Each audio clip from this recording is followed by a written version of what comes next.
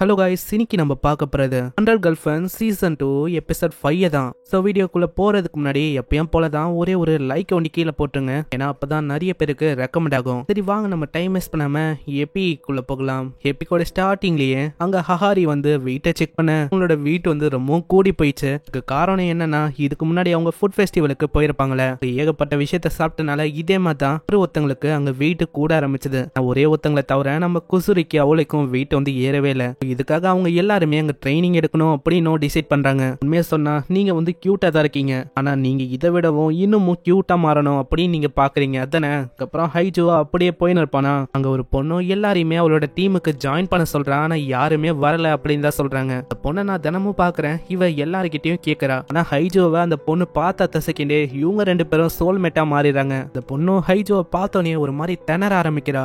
நீ வந்து என்னோட டீமுக்கு வந்து ஜாயின் பண்றியா? ஆனா நான் ஒரு பையன், ஐயோ என்ன மன்னிச்சிருங்க, எனக்கு என்ன ஆச்சுன்னு தெரியல, ஒரு மாதிரி வியர்டா நான் யோசனை இருக்கேன். இதுக்கப்புறம் தான் அவளையே அவ இன்ட்ரடியூஸ் பண்றா. இவளோட பேரு இக்குவா. ரெண்டு பேருமே பக்கத்து கிளாஸ் தானா. இப்ப என்ன பிரச்சனைனா, இவங்களோட பேஸ்பால் டீம் அடுத்த மேட்ச்ல அவங்க ஜெயிக்கலன்னா அவ்வளவுதானா, கண்டிப்பா இவங்களோட டீம் டிஸ்பேண்ட் பண்றாங்களாம். ஆனா இப்போ என்ன பிரச்சனைனா, இவளுக்குன்னு இப்போ டீம் இல்ல, டோட்டலா இப்போ 9 பேர் தேவைப்படுவாங்கல்ல. இப்போ இன்னமும் உனக்கு எவ்வளவு பேர் வேணும்? 8 பேரு. அப்பனா யாருமே இல்லையா அவங்க கூட? இல்ல அப்படி இல்ல, எல்லாருமே இருந்தாங்க, நாங்க எல்லாருமே சாம்பியனா மாறணும் அப்படின்னு சபதம் எடுத்தோம். அதுக்கப்புறம் அவங்க வந்து ட்ரைனிங் எடுக்கணும்னு சொல்லி அமெரிக்காக்கு எல்லாருமே போயிட்டாங்க. அங்க போனக்கப்புறம் நான் ஒண்டிதான் இங்க தனியா இருக்கிற மாதிரி இருக்கு. அதனால தான் எல்லாருக்கிட்டையும் நான் ஜாயின் பண்றீங்களான்னு கேக்குறேன். ஆனா தனியா உன்னால என்ன பண்ண முடியும்? இல்ல தனியா என்னால எல்லாத்தையும் பண்ண முடியும். நான் கஷ்டப்பட்டா அதுக்கான பலன் கண்டிப்பா கிடைக்கும். நான் காலையில சீக்கிரமா வந்து பிராக்டிஸ் பண்ணுவேன். அது கூடவே நான் எல்லாருமே ரெக்ரூட் பண்ண பார்ப்பேன். யாருமே இது வரைக்கும் ஏத்துக்கல, இருந்தாலும் நான் முயற்சியை விட்டு கொடுக்குற மாதிரி இல்ல. ஏன்னா நான் வந்து எப்பயுமே பிராக்டிஸ் பண்ணினே இருக்கேன். ஒரு நம்ம கஷ்டப்படுறோமோ அதுக்கேற்ற மாதிரி பலனும் நம்மளுக்கு பெருசா வரும். ஆமா ஆமா, நானும் கேள்விப்பட்டிருக்கேன். அதாவது மசில்ஸ் நம்மளுக்கு எவ்வளவுக்கு எவ்வளவு வலிக்குதோ அவ்வளவுக்கு எவ்வளவு அது ஸ்ட்ராங் ஆகுது.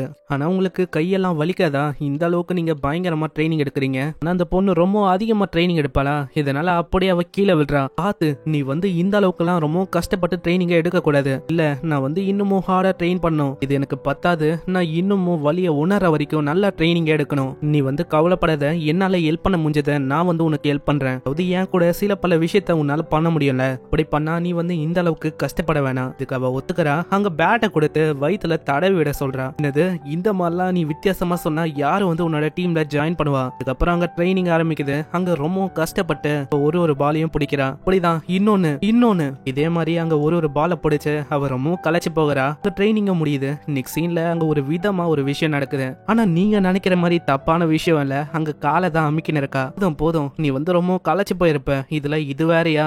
இல்ல நான் இன்னைக்கு ரொம்ப ஜாலியா ஃபீல் பண்ணேன். அதுக்கு காரணம் நீங்க தான் ஹைஜுவோ. அப்படியா? நீ கவலைப்படாத, நம்ம நாளைக்கும் ட்ரெயின் பண்ணலாம். இதை கேட்கும் போது அவளுக்கு அவ்வளவு சந்தோஷமா இருக்கு. இந்த பொண்ணுக்கு பேஸ்பால்னா அவ்வளவு பிடிச்சிருக்குன்னு நினைக்கிறேன். சீன்ல அங்க இதை நினைச்சுதான் அவ ரொம்ப சந்தோஷமா இருக்கா.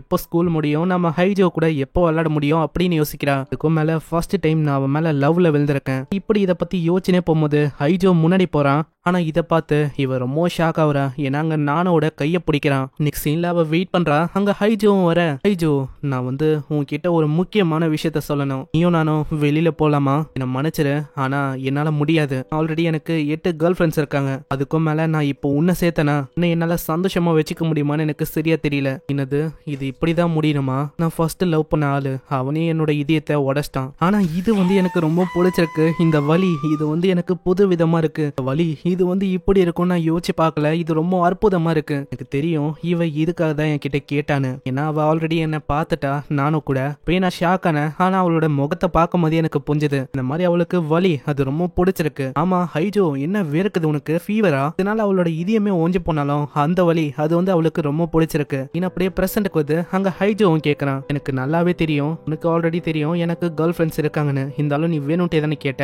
அப்பனா உங்களுக்கு தெரியுமா இந்த மாதிரி இது ரொம்ப எனக்கு எம்பாரசிங்கா இருக்கு நான் கேட்டது. ஏன்னா அப்பதான் எனக்கு அந்த வலியை உணர முடியும்ல. என்னதான் நான் ரிஜெக்ட் பண்ணியிருந்தாலும் அது உண்மையிலேயே நான் ரிஜெக்ட் பண்ணலாம் கேட்டா கிடையாது. நான் உன்னை ரிஜெக்ட் பண்ணல, என்னோட பதில் அது எஸ் தான். அப்பனா நீங்க சொன்ன அந்த 8 கேர்ள் ஃபிரெண்ட்ஸ் அதாவது ஹாப்பியா வச்சுக்க முடியாது அதெல்லாம் அப்படி இல்ல. என்னால முடிஞ்ச விஷயத்த நான் ட்ரை பண்ணுவேன். நான் வந்து எல்லா கேர்ள் ஃபிரெண்ட்ஸையும் ரொம்ப சந்தோஷமா வச்சுப்பேன். அவங்க எல்லாரையுமே கஷ்டப்பட நான் விடவே மாட்டேன். கிட்ட இருக்கிற ஒரு செல் அது காலி ஆகுற வரைக்கும் நான் வந்து விட மாட்டேன். ஏன் என்னோட கையையும் காலையும் அவங்க பிச்சு எறிஞ்சாலும் நான் அவங்களுக்கு சந்தோஷத்தை கொடுப்பேன். அதனால நான் எந்த போனாலும் பரவாயில்ல. இதெல்லாம் கேட்கும் போது அந்த பொண்ணுக்கு அவ்வளவு சந்தோஷமா இருக்கு. ஏன்னா ஆளோட டெடிகேஷனை பார்த்து அவ வியந்து போறா. நம்ம ஹைஜோ எல்லாரையுமே சந்தோஷமா வச்சுக்கணும் அப்படின்னு பாக்குறான். அதனால அவ ஒத்துக்கிறா. நெக்ஸ்ட் சீன்ல எல்லாருக்கும் அவன் இன்ட்ரோடியூஸ் பண்ணி வைக்கிறான். எல்லாருக்கும் அவ்வளவு சந்தோஷம். அங்க இந்தாவும் சொல்றான், உன் எபிசோட்ல தான் மெய்டோ வந்தாங்க, அதுக்குள்ள இவங்களா? இந்த பொண்ணும் பேஸ்பால் பேட்டை வச்சு பின்னாடியே அடிக்க சொல்றா. வலி அதுனா ரொம்ப பிடிக்கும், எனக்கு ஃபீல் பண்ண வைங்க. இவ இப்படிதான் வலியும் சஃபரிங்கும் இவளுக்கு ரொம்ப பிடிக்கும். இப்பதான் அவ அந்த விஷயத்தையே சொல்றான், நீங்க எல்லாம் ரொம்ப அழகா இருக்கீங்க, உங்க முன்னாடி நான் மேட்சே இல்ல, உங்களை அப்படி சொல்லக்கூடாது, நீங்க டாம்பாய் மாதிரி ரொம்ப அழகா இருக்கீங்க. அங்க அந்த சயின்டிஸ்ட் பொண்ணும் நான் அடிக்கிறேன் அப்படின்னு சொல்லி வலிய உணர வைக்கிறா. இந்த மாதிரி அவங்க கொஞ்சம் கொஞ்சமா ஃப்ரெண்ட்ஸ் ஆவ. இப்பதான் ஹைட்ரவே சொல்றான், விஷயம்னா கேர்ள்ஸ் பேஸ்பால் டீம் இது ஒரு டேஞ்சர்ல இருக்கு. இப்போ வர மேட்ச்ல அவங்க ஜெயிக்கலனா அந்த டீமை டிஸ்பேண்ட் பண்றாங்க. இப்போ இதை தடுக்கணும்னா நம்மளோட சேர்மேன் அதாவது ஹஹாரி அவங்க கிட்ட சொன்னாலே போதும்ல. நீங்க சொல்றது கரெக்ட் தான், ஆனா பணத்தை நான் வீணாக்கணுமா? பூச்சி பாருங்க, இதனால பிரச்சனை வரும். ஆல்ரெடி நிறைய கிளப்பை இதே மாதிரி மூடிட்டாங்க சொல்லி இந்த கிளப்பை காப்பாத்திட்டாங்கன்னா அவ்வளவுதான். இது மத்தவங்களுக்கு ஒரு கடுப்பை உண்டாக்கும். அதே மாதிரி இது இந்த ஸ்கூலோட ஒரு ரெப்புடேஷனை பாதிக்கும். இந்த விஷயம் ஃபியூச்சர் வரைக்கும் பாதிக்கவும் வாய்ப்பு இருக்கு. நீங்க இந்த அளவுக்கு கேர் பண்றீங்களா? நீங்க உண்மையிலேயே வேற லெவல் தான். ஆனா ஏதோ ஒண்ணு நம்ம ட்ரைனிங் எடுத்து எப்படியாச்சும் ஜெயிக்கிறோம். அங்க ஹக்காரியும் கேக்குறா, ஆமா ஹைஜோ நீ அங்க இருப்பல?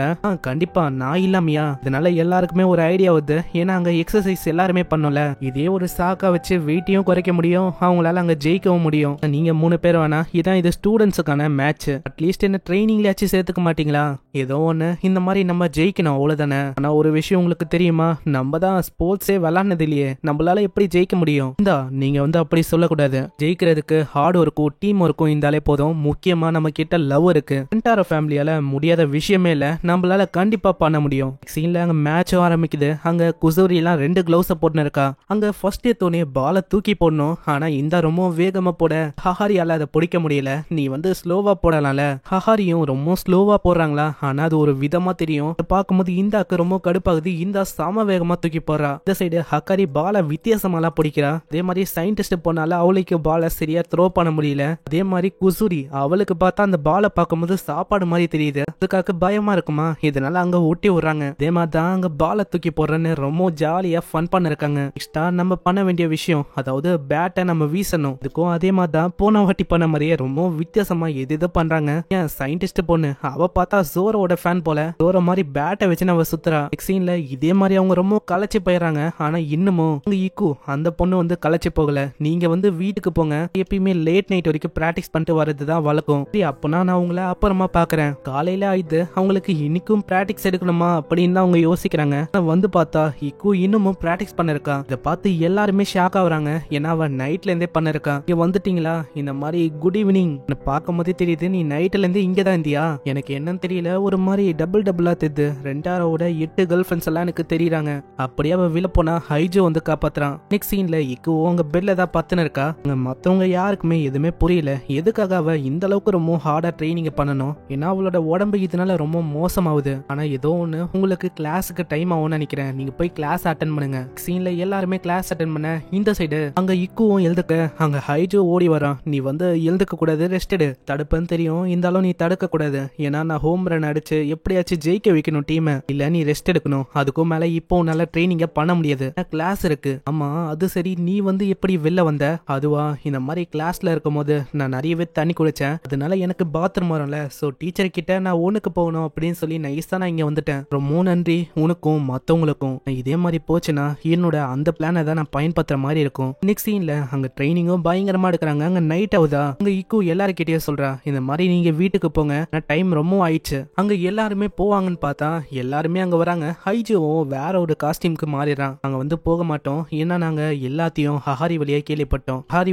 எல்லா விஷயத்தையும் சொன்னாங்க. அம்மா என்ன மன்னிச்சிரு, நான் கேள்விப்பட்டேன், அதாவது நீ ஜெயிக்கணும்னு அளவுக்கு இருக்கும்போது எங்களால எப்படி உங்களை விட்டு போக முடியும்? அதனால்தான் நாங்க என்னதான் ஒரு நியூபியா இருந்தாலும் கண்டிப்பா எங்களால ட்ரைனிங் எடுத்து பெட்டரா மாற முடியும், எங்களால பண்ண முடியும், கண்டிப்பா நீ எங்களை நம்பலாம். ஹைஜோக்கு இதெல்லாம் கேட்கும் போது அவ்வளவு சந்தோஷமா இருக்குமா. பின்னாடி அவ கேக்குறா, அம்மா ஹைஜோ அது என்ன காஸ்டியூம், சின்ன டீட்டெயில் தான், இதை நீங்க அவ்வளோக்கும் கண்டுக்க கூடாது. ஆனா அதை பார்க்கும் போது அந்த அளவுக்கு சின்ன டீட்டெயிலா எனக்கு தெரியல. சரி ஏதோ ஒண்ணு, நம்ம ரெண்டார ஃபேமிலி நம்ம தான் இதை ஜெயிக்க போறோம் அப்படி இவங்க சொல்றதோட இங்கே இந்த எபிசோட முடியுது. பார்க்கலாம் இதுக்கப்புறம் என்ன ஆகுதுன்னு. ஏன்னா இதுக்கப்புறம் தான் அந்த பேஸ்பால் மேட்ச் அது ஏற்பட போகுது. அதே மாதிரி இப்பதான் 9வது கேர்ள் ஃப்ரெண்டே வந்திருக்காங்க. நம்ம 91 கேர்ள் ஃப்ரெண்ட்ஸ் இருக்காங்க. அது யாருன்னு முக்காவாசி இன்ட்ரோலயே நீங்க பாத்திருப்பீங்க. சரி ஏதோ ஒண்ணு, நான் உங்களை நெக்ஸ்ட் எபிசோட்ல சந்திக்கிறேன். தேங்க்யூ ஃபார் வாட்சிங். சைனரா.